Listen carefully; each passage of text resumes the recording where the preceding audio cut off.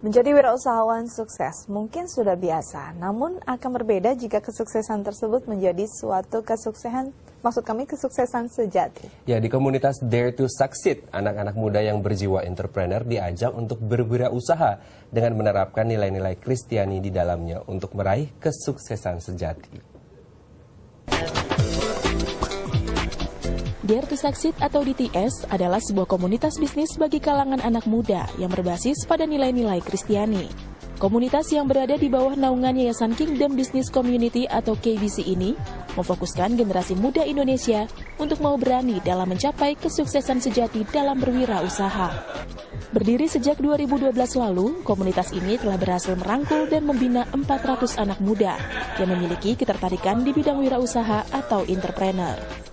Ke-400 anak muda yang tergabung dalam komunitas DTS ini berasal dari Jakarta, Bandung, Surabaya, dan Semarang.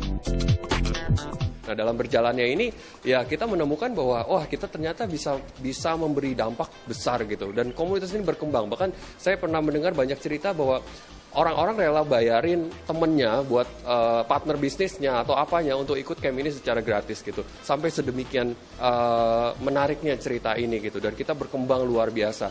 Tantangannya berbeda dengan orang yang sudah senior gitu. Dan ketika anak-anak muda masuk ke komunitas ini, seringkali tidak terserap dengan baik. That's why kemudian kita tahun 2012 kita rintislah Dare to Succeed Camp gitu. Camp khusus untuk anak muda.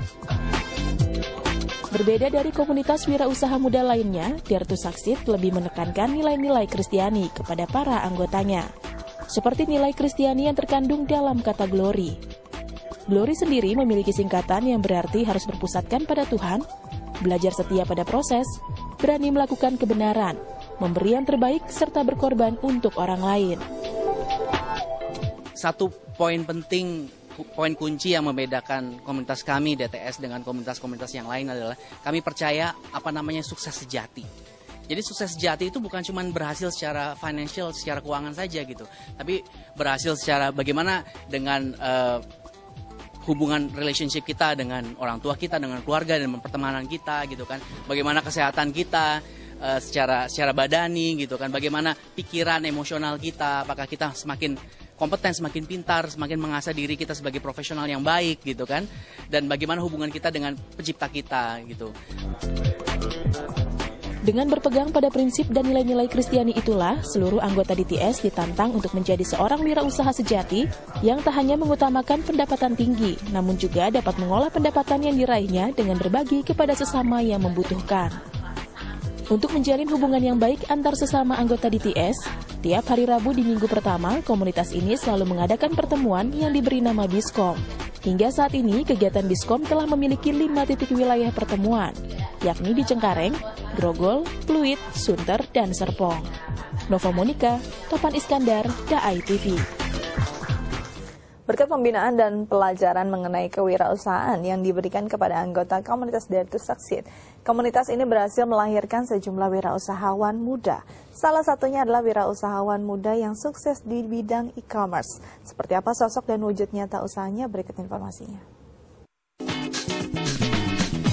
3 tahun berdiri, komunitas Dare to Succeed atau DTS telah melahirkan sejumlah wirausaha muda sukses.